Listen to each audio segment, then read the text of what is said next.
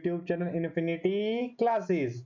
तो बच्चों, last lecture में हमने एक्सरसाइज 1.3 स्टार्ट की थी और उसके शुरू के 6 क्वेश्चन हमने कंप्लीट कर लिए थे। इस लेक्चर में हम नेक्स्ट क्वेश्चन से स्टार्ट करेंगे, क्वेश्चन नंबर 7 से। ठीक है, सो आइए स्टार्ट करते हैं हमारा क्वेश्चन नंबर 7। क्वेश्चन नंबर 7 देखिए क्या कहता है, पहले इसको पढ़ेंगे। फिर इसने कहा कंसीडर f कोई r से r पर मैपिंग है। f कोई फंक्शन है जो r से r पर मैप कर रहा है और फंक्शन डिफाइंड बाय क्या है, fx equals to 4x plus 3। Show that f is invertible. आपको शो करना है कि जो आपका f कोई फंक्शन है वो इनवर्टिबल होगा। इनवर्टिबल का मतलब क्या, उसका इनवर्स एग्जिस्ट करेगा। और इनवर्स जो भी आपका फंक्शन है उसका इनवर्स एग्जिस्ट तब करता है जब आपका फंक्शन 1 भी हो एंड ऑन टू भी हो। या फिर आप बोल सकते हैं कोई भी फंक्शन आप अगर बाइजेक्टिव फंक्शन है सो उसका इनवर्स एग्जिस्ट करेगा, तो implies that the function will be invertible.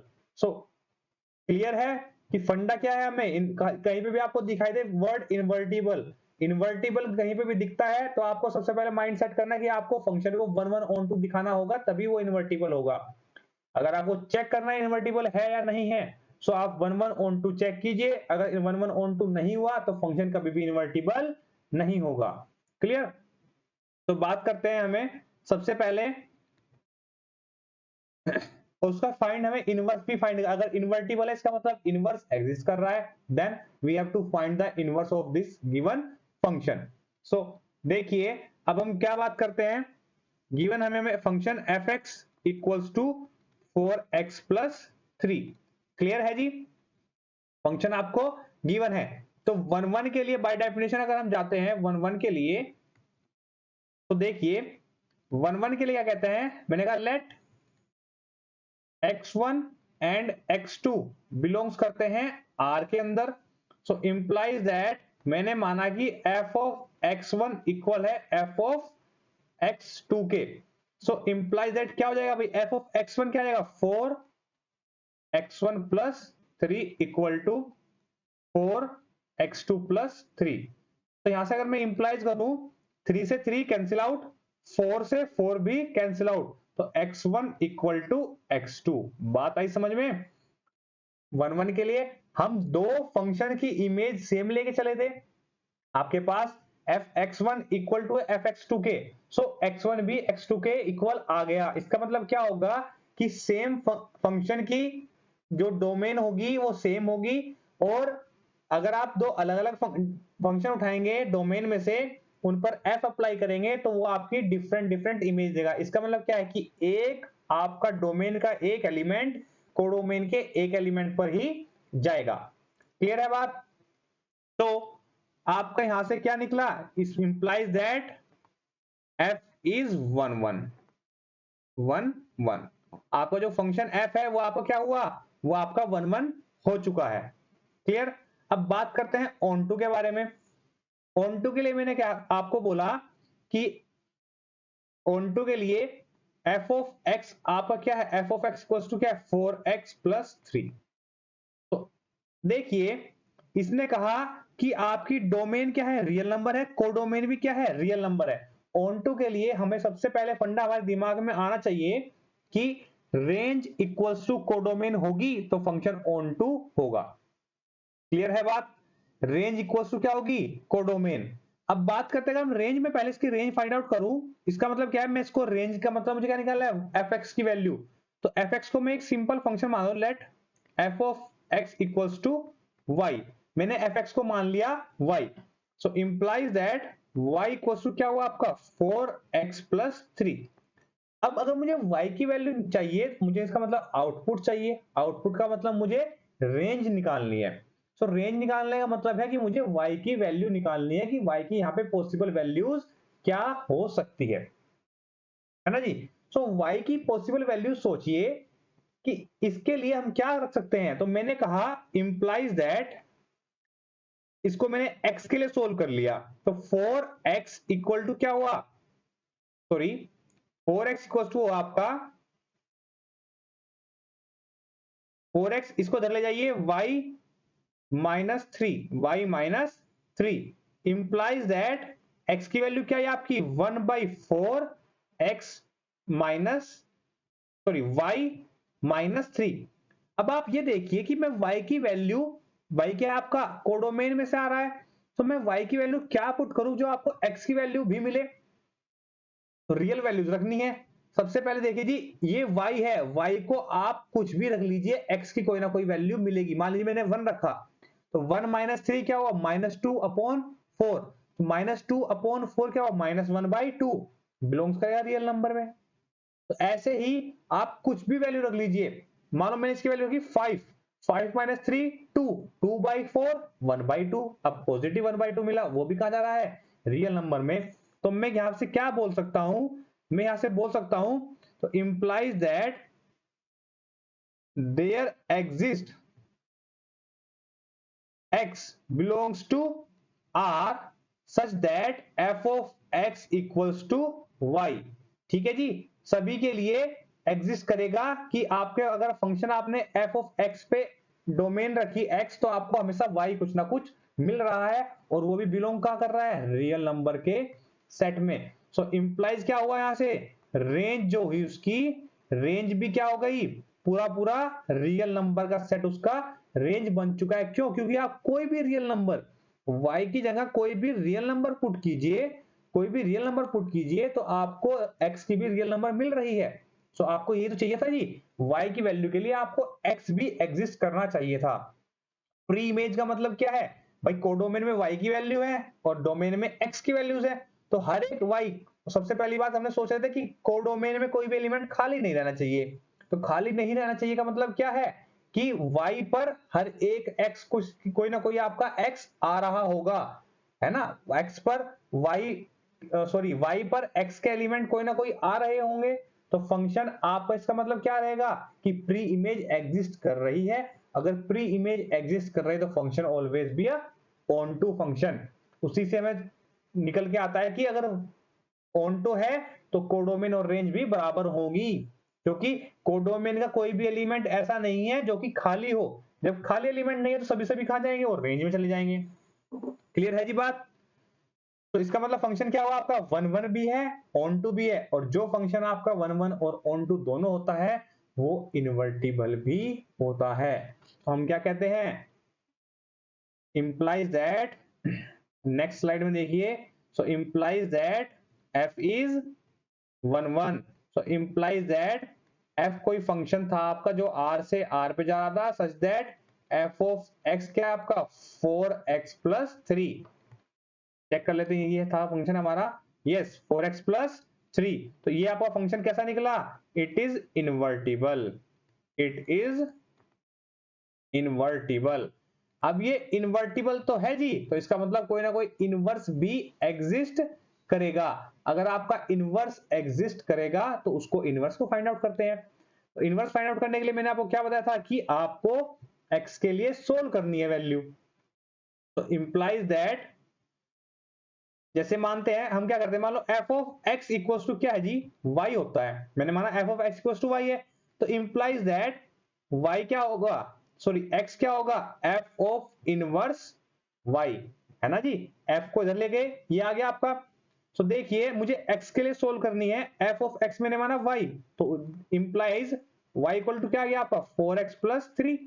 fx की जगह मैंने y पुट कर दिया, इसको x के लिए सोल्व करनी है, तो x के लिए सोल्व करने के क्या, 4x को इसी साइड रखिए, y -3, तो x की वैल्यू क्या आ गई 1/4 y -3। क्लियर, ये आ गई आपकी वैल्यू। और x की वैल्यू क्या है, x की वैल्यू ये रही। तो implies that f inverse y equal to y -3। आप इसको y में भी लिख सकते हैं, और आप इसको लिख सकते हैं ऐसे भी, f ऑफ इनवर्स जो x है वो क्या हुआ आपका x -3, ऐसे भी आप इसको लिख सकते हैं। तो आपका फंक्शन क्या हुआ था, ये 1 1 ऑन टू हुआ, 1 1 ऑन टू हुआ तो इन्वर्टिबल हुआ, इन्वर्टिबल हुआ तो इनवर्स भी एग्जिस्ट किया, और वो इनवर्स आपके सामने लिखा हुआ है। यहां तक बात सभी को क्लियर है जी। नाउ मूव करते हैं हमारे नेक्स्ट क्वेश्चन की ओर। सो पढ़िए नेक्स्ट क्वेश्चन क्या कहता है हमारा, इसने बोला कंसीडर एफ क्या है, आर पॉजिटिव। ये थोड़ा अगर आपको नहीं दिख रहा होगा, मैं आपको बोल के बता रहा हूं। एफ क्या है आपका, आर पॉजिटिव से मैप कर रहा है -5 तक। और एफ ऑफ एक्स आपको क्या गिवन है, एफ ऑफ एक्स आपको गिवन है 9x² plus 6x minus 5। Clear है जी। और आपको शो करना है कि फंक्शन इन्वर्टिबल होगा विद इनवर्स दिस, कि आपका अगर फंक्शन देखो, मैंने आपको इससे पहले क्वेश्चन बताया फंक्शन इन्वर्टिबल है तो इनवर्स एग्जिस्ट करेगा, और इनवर्स अगर आपका एग्जिस्ट कर रहा है तो हमको शो करना है कि फंक्शन पहले तो इन्वर्टिबल होगा और उसका फिर इनवर्स दिखाना है कि जो इसने गिवन है ये आपका गिवन जो है ये इनवर्स का इनवर्स होगा। तो बात करते हैं सॉल्यूशन के बारे में। सॉल्यूशन के लिए सबसे पहले हमें करना क्या है, इन्वर्टिबल के लिए 1 1 एंड ऑन टू चेक करना है। ठीक है जी, 1 1 एंड ऑन टू चेक करना है। तो यहां पर आप एक फंक्शन पहले लिख लेते हैं, f of x equals to 9x² plus 6x minus 5। ठीक है जी, ये हमने लिख लिया। तो अब देखिए मैं इसको क्या करता हूं, थोड़ा मैं इसको by squaring complete square method से इसको थोड़ा सिंप्लीफाई कर लेता हूं। 9x² प्लस 6x प्लस 1 -1 और -5, मैंने 1 को ही प्लस किया 1 को ही माइनस कर लिया। तो implies that f of x क्या आ गया आपका, देखिए ये जो ये इतना पार्ट है ना, इतना पार्ट मैंने इसको ले लेता हूं, आपको थोड़ा साइड साइड में सोल्व करके दिखाता हूं मैं इसको। ये क्या आएगा अगर मैं इसको मान लू 3x प्लस 1 का होल स्क्वायर, अगर मैं ओपन करता हूं क्या, a² plus b² plus 2ab का मतलब 2 इंटू 3x इंटू 1 तो गया 6x। क्या जो ये मैंने टर्म लिखी है ये सिमिलर दिख रही है, हाँ जी सिमिलर दिख रही है। तो इसका मतलब क्या है, जो ये आपकी वैल्यूज आई 9x² प्लस 6x प्लस 1, इसको मैं क्या लिख सकता हूं, इसको मैं लिख सकता हूं 3x प्लस 1 का होल स्क्वायर, और ये क्या है -1 -6 सॉरी -1 -5 तो क्या हुआ -6। तो यहां से आपका जो एक मॉडिफाइड जो आपका एफ ऑफ एक्स बन के आया है सिंप्लीफाई करने के बाद, वो आया आपका 3x प्लस 1 का होल स्क्वायर माइनस 6। अब जो हम काम करेंगे इस वाले फंक्शन को साथ करेंगे, क्यों, क्योंकि जी वो बहुत कॉम्प्लिकेटेड बन रहा था। ठीक है, अब यहां से हम आपने अगर पढ़ा होगा पैराबोला, तो पैराबोला की इक्वेशन थोड़ी सिमिलर लग रही है आपको, आप यहां से इसकी जो इसकी कर्व है वो भी ड्रॉ कर सकते हैं। कर्व ड्रॉ कर लेंगे तो आप 1 1 ऑन 2 एकदम बता देंगे। बट फिर भी अगर नहीं पता चल रहा है तो हम क्या करते हैं, हम फिर 1 1 बाय डेफिनेशन जाते हैं। मैंने कहा late x1 and x2 belongs करते हैं r पॉजिटिव में, क्योंकि डोमेन है, डोमेन कहां से आ रही है आपकी, r पॉजिटिव से आ रही है। So f of x1 equal to हो गया f ऑफ x2। क्लियर है जी। सो इंप्लाइज देखिए 3x1 प्लस 1 का होल स्क्वायर माइनस 6 इक्वल हो गया 3x2 प्लस 1 का होल स्क्वायर माइनस 6। -6 क्या आपका -6 कैंसिल आउट। क्लियर है जी, स्क्वायर से स्क्वायर कैंसिल आउट, तो बचा क्या 3x1 plus 1 equal to 3x2 plus 1, 1 से 1 भी कैंसिल आउट, अब 3 से 3 भी कैंसिल आउट, तो क्या बचा x1 इक्वल टू x2।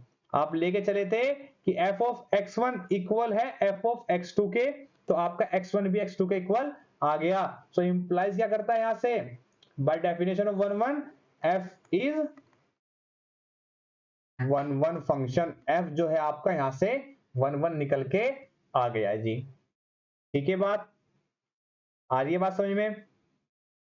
अब एक और बात देखिए, ऑन टू के लिए, ऑन टू के लिए क्या होना चाहिए, वही मुझे रेंज की वैल्यू पता होनी चाहिए कि रेंज कहां से कहां तक जा रही है। तो देखिए जो फंक्शन है हमारा, इसको मैं कैसे लिख सकता हूं, जो हमारा ये फंक्शन है इसको देखिए मैं कैसे लिख सकता हूं, मैंने इसको पहले लिखा फंक्शन को कि वेट अ मिनट गाइस, या नाउ फंक्शन आपका क्या था, फंक्शन आपका आर पॉजिटिव से -5 से इन्फिनिटी जा रहा था, और एफ ऑफ एक्स जो मैंने मॉडिफाई करके बनाया था वो क्या 3x प्लस 1 का होल स्क्वायर -6।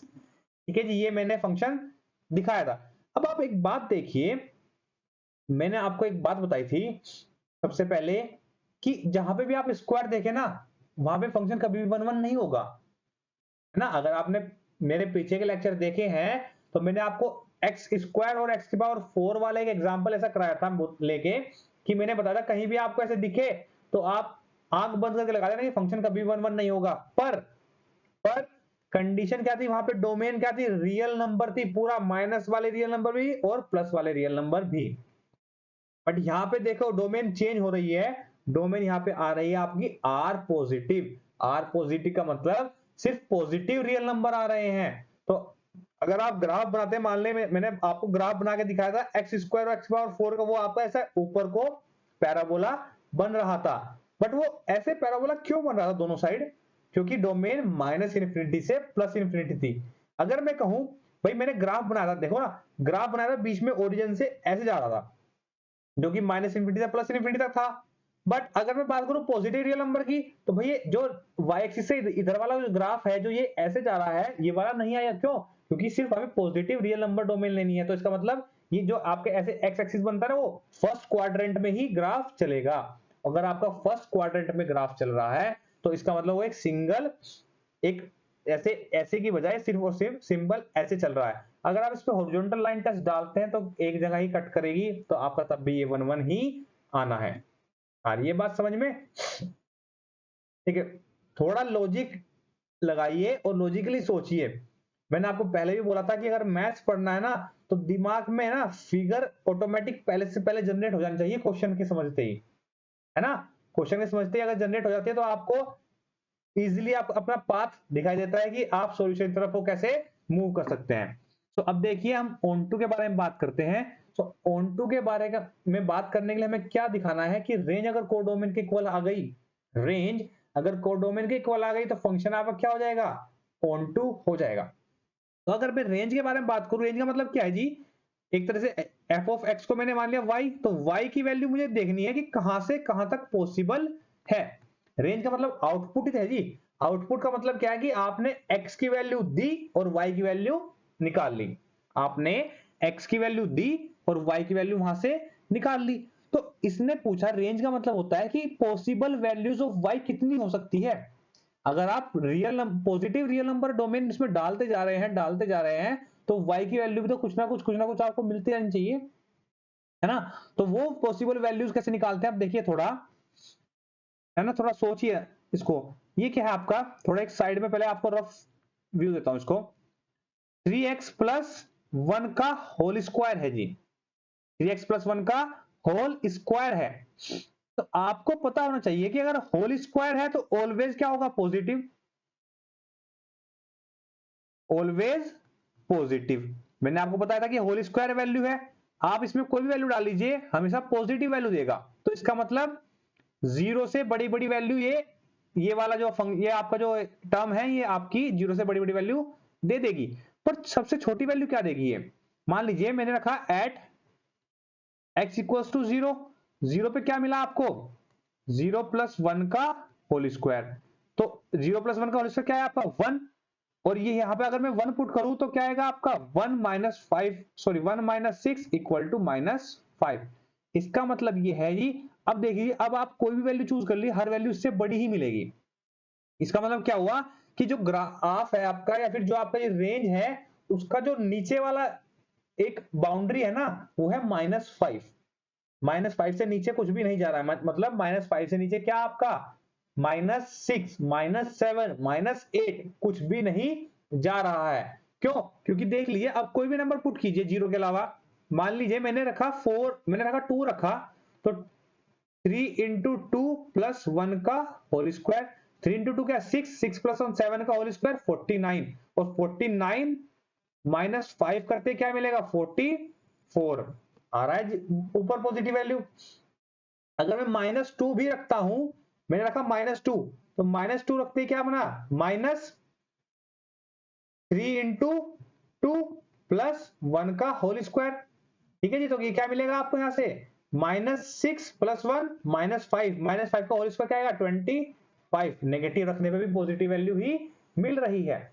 सो इसका मतलब क्या हुआ कि जो आपकी रेंज है, थोड़ा दिमाग लगाना, जो रेंज है आपकी सबसे नीचे तो क्या है -5 तो आ सकती है, और ऊपर वैल्यू जो भी वैल्यू रखेंगे बढ़ती जाएगी बढ़ती जाएगी। भाई आप इसको 100 भी रख सकते हैं एक्स की वैल्यू को, क्योंकि पॉजिटिव रियल नंबर में 100 भी आता है, 1000 भी आता है, 1 लाख भी आता है, 1 करोड़ भी आता है। तो इसका मतलब वैल्यूज आपके आउटपुट क्या है, मिलती जाएगी जैसे वैल्यू पुट करेंगे। तो कहां तक जा सकता है, इन्फिनिटी तक।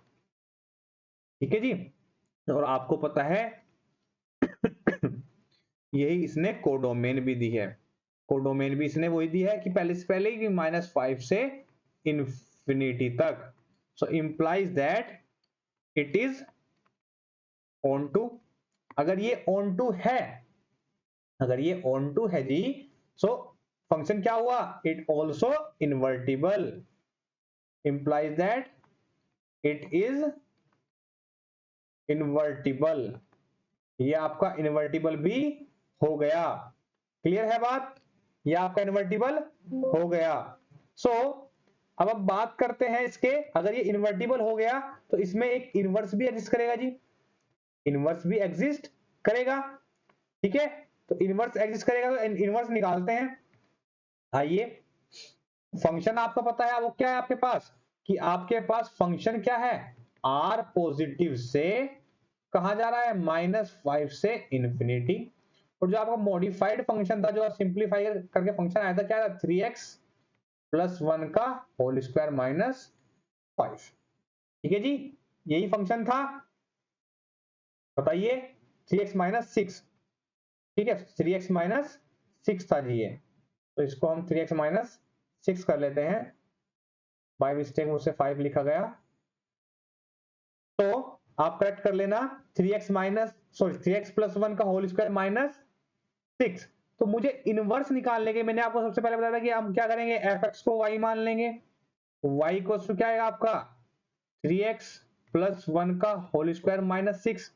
क्लियर है, और सोल्व करेंगे इसको किसके लिए, x के लिए। x के लिए सोल्व करना है तो 6 को इधर ले जाना पड़ेगा, तो क्या मिलेगा आपको y + 6 = 3x + 1 का होल स्क्वायर।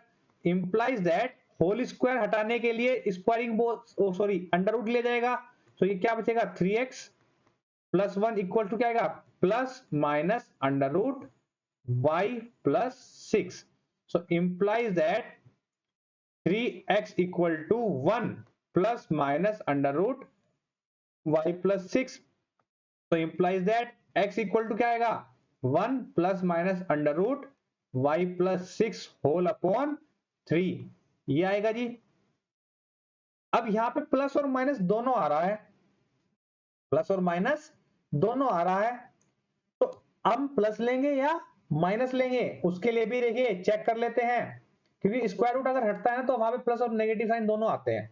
तो उसके लिए पहले चेक करते हैं। मान लीजिए देखिए जो आपका x है, आप इसमें अगर y पुट कर रहे हैं तो आपको x मिल रहा है। कहने का बात तो यही है ना, फंक्शन उल्टा हो गया कि आपको अगर y पुट कर रहे हैं आपको अब x मिल रहा है। पर जो आपका ये x है, ये आपने पढ़ चुके हैं कि आप कहां बिलोंग करेगा, ये आपका बिलोंग करता है r पॉजिटिव में।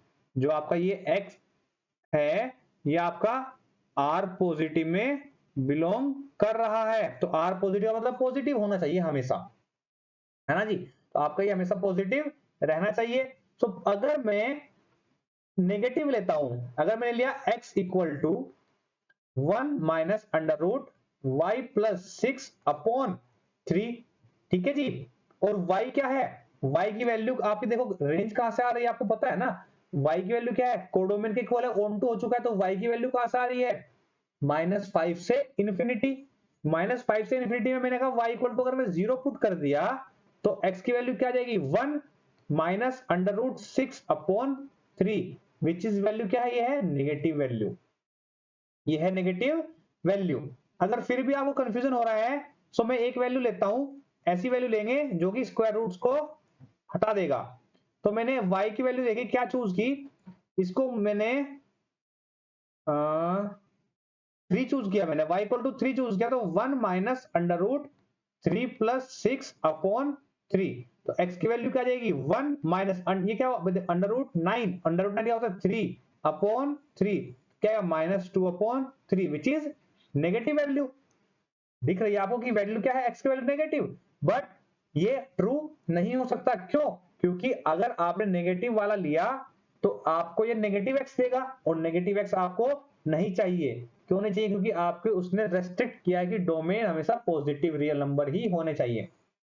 अगर डोमेन आपके पॉजिटिव रियल नंबर होने चाहिए तो इसका मतलब ये वाला जो आपकी ये वाली टर्म है ये ऐसे नहीं आएगी, तो यहां से क्या हो जाएगा, तो इंप्लाइज दैट x की वैल्यू क्या आ गई, x इक्वल्स टू क्या हुआ आपका, यहां से नहीं हटाते इसको, इधर लिखते हैं, तो इंप्लाइज दैट जो आपका f ऑफ इनवर्स y है उसकी वैल्यू क्या हो जाएगी 1 plus under root y plus 6 upon 3, ये जी इसकी पूरी वैल्यू हो जाएगी इनवर्स की। आपने ये देखा भी होगा। क्लियर है? क्लियर है जी? ये देखिए क्या है इसमें, क्या है y equal y inverse y equal क्या है आपका under root y plus 6 upon 3 और माइनस 1, है ना जी? यहां तक बात क्लियर है आपको? देखिए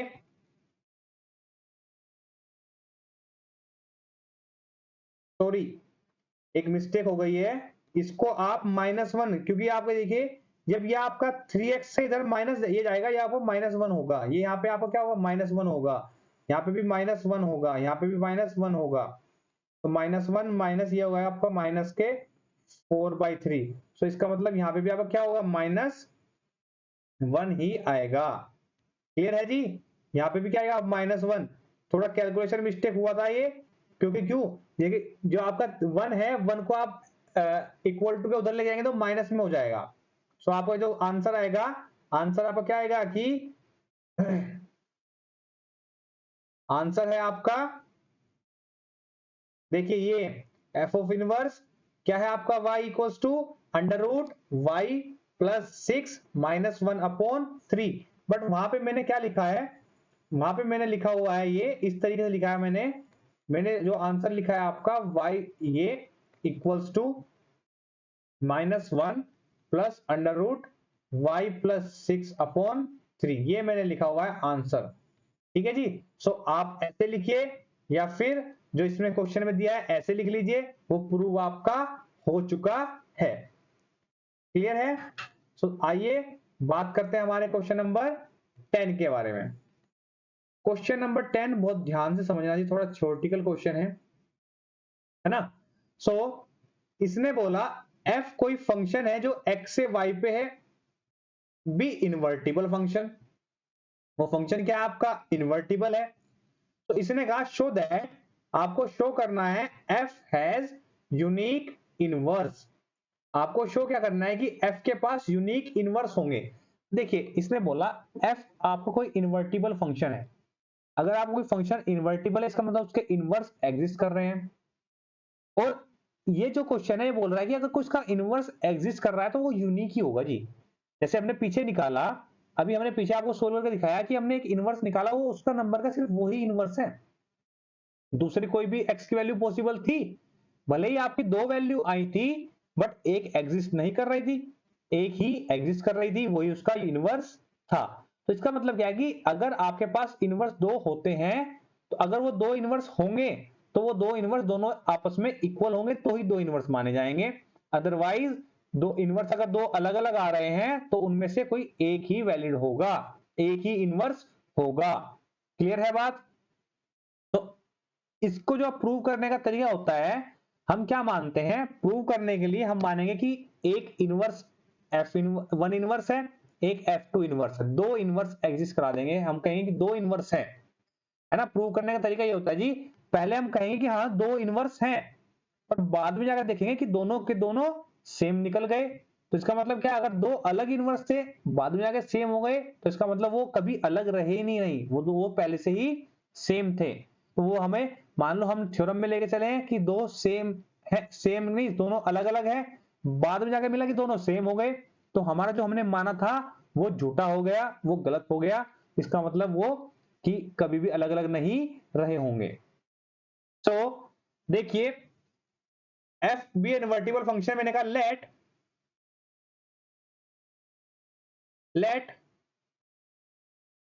एफ एंड जी, या फिर मान लीजिए इसको एफ तो कोई फंक्शन है ही ना,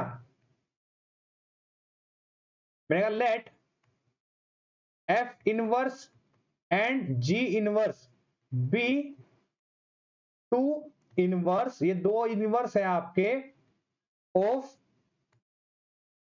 फंक्शन एफ, ये आपके एफ के इनवर्स हैं। क्लियर है बात? अगर ये आपके एफ के इनवर्स हैं, इसका मतलब क्या होगा, f of f inverse equals to identity, equation number 1, and f of g inverse equals to identity, equation number 2। अगर इनवर्स है जी, तो इनवर्स की प्रॉपर्टी क्या कहती है, तो आपस में अगर उनको ऑपरेट किया जाए तो वो आइडेंटिटी देते हैं, है ना, वो आइडेंटिटी देते हैं। जैसे कि मान लीजिए ये इनवर्स क्या क्यों कह रहा है, ऐसे मान लो मैंने कहा 4 है, और जो 4 का इनवर्स अगर आपस में मैं इनकी मल्टीप्लाई करता हूं, 4 इंटू 4 इनवर्स क्या है, 1/4 इक्वल टू 1, आइडेंटिटी देगा। ठीक है, ये तो है मल्टीप्लिकेटिव इनवर्स। ऐसे अगर मैं एडिटिव इनवर्स के बारे में बात करूं, मानो 4 का इनवर्स क्या है, -4, तो मैं 4 प्लस -4 करूंगा तो आपको क्या मिलेगा, 0। ये आपकी एडिटिव आइडेंटिटी होती है, ये आपकी मल्टीप्लिकेटिव आइडेंटिटी होती है। तो दे रहा है आइडेंटिटी ही। सो इसका मतलब अगर दो इनवर्स है तो दोनों ही आइडेंटिटी देंगे, है ना जी। अगर आपके दो इनवर्स हैं तो दोनों ही आइडेंटिटी देंगे। तो ये मैंने रब कर दिया, अगर आपको चाहिएगा आप इसको वीडियो में बैक करके नोट कर लेना। तो देखिए from equation first and second, from equation first and second, दोनों इक्वेशन से हमने क्या लिखा कि अगर ये भी आइडेंटिटी इक्वल है, ये भी आइडेंटिटी के इक्वल है, तो implies that f of g inverse equal किसके होगा, एफ ऑफ एफ इनवर्स। ठीक है जी, f of n inverse equal होगा। और ये एक तरह से क्या करेंगे, दोनों तरफ क्या है, इधर भी लेफ्ट में क्या है, एफ है, इधर लेफ्ट में एफ है। सो बाय लेफ्ट कैंसिलेशन लो ये एफ आपका कट जाएगा, तो इंप्लाइज क्या आएगा, जो जी इनवर्स इक्वल है एफ इनवर्स के। पर हम क्या लेके चले थे जी, हमने कहा एफ इनवर्स जी इनवर्स दो इनवर्स हैं, दो अलग अलग थे, प्रूफ में आ गए कि ये इक्वल हो गए, विच इज कंट्राडिक्शन, लिख देंगे which is contradiction. So our assumption, तो our assumption is wrong। इसने बोला कि जो हमने assume किया था, जो हमारी assumption थी कि दोनों अलग अलग हैं, हमने assume किया भाई एक f इनवर्स है एक g इनवर्स है, जो कि f के ही इनवर्स है पर दोनों अलग अलग है। पर बाद में देखा दोनों इक्वल आ गए जी, जब हमने अलग माने थे इक्वल आ गए, इसका मतलब हमारे जो हमने माना था वो गलत हो गया, हमारी assumption wrong हो गई। so implies that f has unique inverse, कि f के पास जो इनवर्स होता है वो यूनिक होता है। क्यों? क्योंकि अलग अलग लेके चले थे, बाद में जाके दोनों सेम ही हो गए। अगर अलग भी लेंगे तो आगे जाके दोनों सेम हो जाएंगे। सेम होने का मतलब अगर आप दो लेके चले हैं वो दोनों सेम हो गए, तो इसका मतलब क्या है, आगे जाके दोनों एक ही वैल्यू हो गई ना जी। मान लीजिए आपने एफ इनवर्स भी आपका 0 था और जी इनवर्स भी आपका 0, तो बाद में आके वो 0 हो गए, तो दोनों की वैल्यू सेम हो गई, सेम हो गई, दोनों एक में ही कन्वर्ट हो जाएंगे। तो जो इनवर्स होगा आपका किसी भी फंक्शन का वो ऑलवेज यूनिक होगा, ये आपका क्वेश्चन कह रहा है। क्लियर है? तो बात करते हैं हमारे नेक्स्ट क्वेश्चन के बारे में, क्वेश्चन नंबर 11। 11 क्या कहता है हमारा, कंसीडर किया हमने f कोई भी फंक्शन है जो कि 1 2 3 को मैप कर रहा है a b c पर, जो कि 1 को मैप कर रहा है a पर, ये रहा, 2 को मैप कर रहा है b पर, c को मैप कर रहा है 3 पर। Find f inverse find out करना है हमें। क्लियर है जी? और शो करना है कि आपका क्या है, f of f inverse equals to f ही होगा। तो सॉल्यूशन देखिए, गिवन क्या है आपको, एफ ऑफ 1 की वैल्यू क्या है ए, एफ ऑफ 2 की वैल्यू क्या है बी, एफ ऑफ 3 की वैल्यू क्या है सी। एफ इनवर्स फाइंड आउट करना है, तो इस एफ को इधर ले जाऊं अगर मैं, तो क्या है 1 equal to f inverse a, 2 equal to f inverse b, 3 equal to f inverse c. So implies क्या हो जाएगा, f inverse a equal to हो जाएगा 1, f inverse b equal to हो जाएगा 2 और f inverse c equal to हो जाएगा 3। ये आपके इनवर्स आ गए हैं जी। क्लियर। इसने कहा अब फाइंड करना है, शो हमें शो करना है कि F of f inverse, F of f inverse क्या होता है, एफ ही होता है। एफ ऑफ एफ इनवर्स क्या होता है आपका, एफ हो रहा है। सो एक तरह से आप ऐसे सोच लेते हैं कि आपका देखिए ये आपका एफ इनवर्स है, अगर आप इसको इधर ले जाएंगे तो इसका भी इनवर्स हो जाएगा, इसका भी इनवर्स हो जाएगा। या फिर मैंने कहा आप ऐसे देख लीजिए, या सो देखिए यहां से क्या कर सकते हैं, इसने बोला कि आपका एफ इनवर्स ए क्या है 1 है, एफ इनवर्स बी क्या है, ये आपने क्या निकाला था, एफ का इनवर्स निकाला था जी। अगर मैं इसका भी इनवर्स निकालने लगूं तो इनवर्स निकालने का मतलब क्या है, मान लीजिए इक्वेशन नंबर 1 है, मैंने कहा let h be the inverse of f inverse, f inverse का ही इनवर्स क्या है एच है। सो इंप्लाइज क्या है, देखिए क्या करेगा, जब मैं इसको इधर लेके जाऊंगा तो एफ इनवर्स का इनवर्स मतलब क्या होगा, h of 1 equals to a, h of 2 equals to b और h of 3 equals to c. ये हो जाएगा जी। जैसे कैसे, क्योंकि ये इधर जाएगा, ये इधर जाएगा, F of 3 sorry F of 3 क्या होगा, इस तरह से इसका इनवर्स का भी इनवर्स हो जाएगा। इक्वेशन नंबर इसको 2 डाल दीजिए। अब कंपेयर कीजिए इक्वेशन से कि सॉरी इसको 1 नहीं, 1 आप इसको पहली वाली को मानिए, तो कंपेयर करते हैं तो क्या आएगा, a इक्वल्स टू ए, तो इंप्लाई दैट क्या हुआ, f of 1 equal to h of 1, f of 2 equal to क्या हुआ, f ऑफ 2 और h ऑफ 3 क्या हुआ, f ऑफ 3। तो इंप्लाई क्या था, ये क्या था जी आपका, ये f था, ये f इनवर्स का भी इनवर्स था। तो implies that f equals to h, यहां से क्या हो रहा है, f इक्वल टू h है, और h है क्या हमारा, h हमारा क्या माना था हमने, h B the inverse of f inverse, f inverse का भी इनवर्स। इसका मतलब क्या हुआ, तो f इक्वल टू h को मैं क्या लिखता हूं, h क्या आपका इनवर्स है, f इनवर्स का मतलब ये है, तो क्या हुआ f o इनवर्स का भी होल इनवर्स। ये आपको निकालने के प्रूव करना था, है ना, एफ ऑफ एफ इनवर्स आपको एफ दिखाना था, यही आपका इसने पूछा है। तो फंडा समझ में आया। फंडा क्या कहता है कि अगर आप एफ इनवर्स कर रहे हैं उसका भी इनवर्स कर रहे हैं तो वो आपको हमेशा क्या देगा, एफ देगा। क्लियर है जी। चले नेक्स्ट क्वेश्चन पे देखिए, देखिए जी हमारा नेक्स्ट क्वेश्चन क्या कहता है, ये भी एक थ्योरेटिकल टाइप क्वेश्चन है। इसने बोला, पहले लैंग्वेज समझते हैं फिर क्वेश्चन को हम आप इसको आगे बढ़ाएंगे। देखिए इसने बोला f क्या है, f कोई फंक्शन है जो कि x से y पर जा रहा है, बहुत ध्यान से समझना, f कोई फंक्शन है जो कि x से y पर जा रहा है और वो इन्वर्टिबल भी है। अगर वो आपका इन्वर्टिबल है तो इन्वर्टिबल का मतलब क्या है, उसका इनवर्स एग्जिस्ट कर रहा है। इसका मतलब जो f कोई फंक्शन है उसका इनवर्स क्या है, f इनवर्स कोई फंक्शन होगा। क्लियर, इन्वर्टिबल है तो f ऑफ इनवर्स भी एग्जिस्ट करेगा।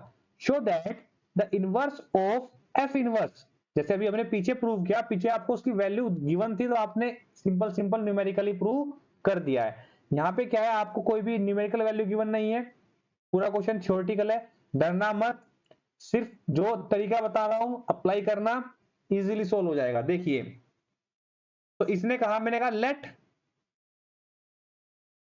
F inverse be the inverse of f. F क्या है आपका, इसका इनवर्स है।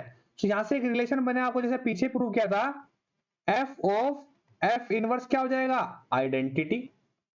इक्वेशन नंबर 1 डाल दीजिए, है ना। एफ, अगर एफ को इनवर्स है एफ इनवर्स का, तो एफ ऑफ एफ इनवर्स क्या हो जाएगा, आइडेंटिटी। हमने क्या किया, हम क्या करते हैं, हमें प्रूव करना है कि एफ इनवर्स का इनवर्स एफ होता है। सो मैं क्या करता हूं, मैं जो इक्वेशन 1 है ना, इसका दोनों का इनवर्स लेता हूं, इसका दोनों का होल इनवर्स लेता हूं, और आइडेंटिटी का भी इनवर्स ले लेता हूं। आइडेंटिटी का इनवर्स आइडेंटिटी ही होता है। सो इनवर्स, इसको इन्वर्टिबल फंक्शन को ओपन करते हैं। जब हम ऐसे ओपन करते हैं ना, तो इनवर्स पहले आता है, तो एफ इनवर्स का इनवर्स, एफ ऑफ इनवर्स का भी इनवर्स, ऑपरेशन ये उल्टा होता है इन्वर्टिबल। मतलब क्या होता है कि अगर ए क्रॉ बी का मैं इनवर्स करता हूं, तो वो होता है बी इनवर्स ए इनवर्स, है ना। इसको मैं आगे लिख दूंगा, यूजिंग जो आइडेंटिटी में यूज की है उसको मैं आगे लिख दूंगा। तो एफ क्या हो जाएगा, ये f inverse equal to identity. जो मैंने यूज किया आइडेंटिटी, वो देखिए मैं लिख देता हूं यहां पे। अगर ए बी का मैं इनवर्स करता हूं, तो वो होता है बी इनवर्स ए इनवर्स। मतलब कि एलिमेंट्स उल्टे रहते हैं, जो बी होता है पहले उसका इनवर्स आता है, फिर जो फर्स्ट एलिमेंट है उसका इनवर्स आता है। तो देखिए जी, ये आपका एक तरह से ए है, ये आपका नीचे बी है ना। तो बी इनवर्स मतलब एफ इनवर्स का इनवर्स, तो ये रहा, ये बी का इनवर्स आ गया, और ये आपका ए का इनवर्स आ गया, इस डेफिनेशन के अकॉर्डिंग, इस प्रॉपर्टी के अकॉर्डिंग। सो यहां से क्या आएगा, इक्वेशन नंबर इसको 2 डाल दीजिए। अब आपको पता है from equation first and second दोनों आइडेंटिटी के ही इक्वल आ रही हैं, दोनों आइडेंटिटी के इक्वल आ रही हैं। सो इंप्लाइज क्या होगा आपका, इंप्लाइज जब ये आइडेंटिटी के इक्वल ही आ रही हैं, so f of f inverse equal to identity, equal to किसके है ये, एफ इनवर्स का इनवर्स ऑफ एफ इनवर्स। जैसे ही मैंने पीछे किया था, इसका मतलब क्या होगा कि दोनों ये इक्वल हो जाएंगी। F of f inverse equal किसके होगा, एफ इनवर्स का whole inverse of f inverse. By right cancellation law से दोनों राइट साइड है तो दोनों कट जाएंगे। हमेशा ध्यान रखना, रियल में अगर आप पढ़ रहे हैं ना, ऐसे ही इनको अगर दोनों राइट साइड हैं तो ही कैंसिल आउट होंगे। यहाँ पे भी ऑपरेशन बहुत मैटर करता है। सो वैसे तो आप हायर मैथमेटिक्स में पढ़ेंगे, यहाँ पे आप क्लास में एकदम ऐसे कट कर देते हैं, दिखते ही सिमिलर, चाहे वो लेफ्ट में रखा हो चाहे वो राइट में रखा हो। बट जब आप आगे हायर स्टडीज में पढ़ेंगे तो यहाँ पे ये भी चीजें बहुत मैटर करती है। अगर आपको कट करना है ना, तो आप उसको एक ही साइड रखिए अभी 12th क्लास में। सिर्फ इतना याद रखिए कि अगर आपको कोई वैल्यू ऐसे कट करनी है तो आप उसको एक साइड में ही लेके चलिए, ठीक है। सो यहां से देखिए तो इंप्लाइज क्या होगा, यहां से सिंपली क्या आ गया, f equal to f inverse का इनवर्स, जो कि मेरे को चाहिए था। हो गया जी प्रूव, आ रही है बात समझ में, हैंस प्रूव्ड, है ना। कितना सिंपल, सिंपल क्या, फंडा दिमाग में बिठा लीजिए। एफ कोई गिवन फंक्शन है, वो इन्वर्टिबल है, इन्वर्टिबल है तो भाई उसका इनवर्स एग्जिस्ट करेगा। तो अगर एफ कोई फंक्शन है उसका इनवर्स क्या होगा, एफ इनवर्स होगा। तो मैंने अगर एफ कोई फंक्शन है उसका इनवर्स एफ है, तो एफ ऑफ एफ इनवर्स हमें क्या देगा, आइडेंटिटी देगा। आइडेंटिटी वो दे रहा है, हम उसका होल इनवर्स लेते हैं। होल इनवर्स में हमने लगाई प्रॉपर्टी ये वाली, ए इनवर्स ए बी का होल इनवर्स वाली, तो क्या बी इनवर्स ए इनवर्स, उसके अकॉर्डिंग ये हमने इसको हमने ऐसे लिख दिया, है ना। इसको हमने ऐसे लिख दिया, ये हमने लिखते ही देखा क्या, हमें दोनों आइडेंटिटी इक्वल आ रहे हैं, आइडेंटिटी इक्वल आ रहे हैं, दोनों को इक्वेट किया और कैंसिल आउट किया, और हमारा जो हमें चाहिए था वो हमारा सॉल्यूशन मिल गया। क्लियर है जी। देखिए 13 एंड 14 ये दो आपके क्वेश्चन हैं, ये आपको मैंने एज अ होमवर्क दी है। क्लियर है, अगर आप इसको कर लेते हैं अच्छी बात है, अदरवाइज हम इनको नेक्स्ट वीडियो में कवर कर लेंगे। बट ट्राई जरूर करना। फंक्शन जैसे ही इसमें क्या निकालना, एफ ऑफ एफ एक्स निकालना है, ये मैंने आपको ही पहले भी कराया है है ना। ये क्वेश्चन शायद एग्जाम आपका जो क्वेश्चन सेकंड या थर्ड ही था, गो फॉर निकाले थे, इसमें एफ ऑफ एफ निकाला, एफ ऑफ एफ निकालना है, वहां पे जी ऑफ एफ या एफ ऑफ जी निकालना था, तो यहाँ पे एफ ऑफ एफ निकालना है। ऐसे ही नेक्स्ट क्वेश्चन में आपको क्या निकालना है, ओनली इनवर्स निकालना है। सो आप इनको इजीली ट्राई कर सकते हैं, अदरवाइज हम नेक्स्ट वीडियो में इसको सोल्व कर लेंगे। आज के लिए इतना ही, थैंक यू।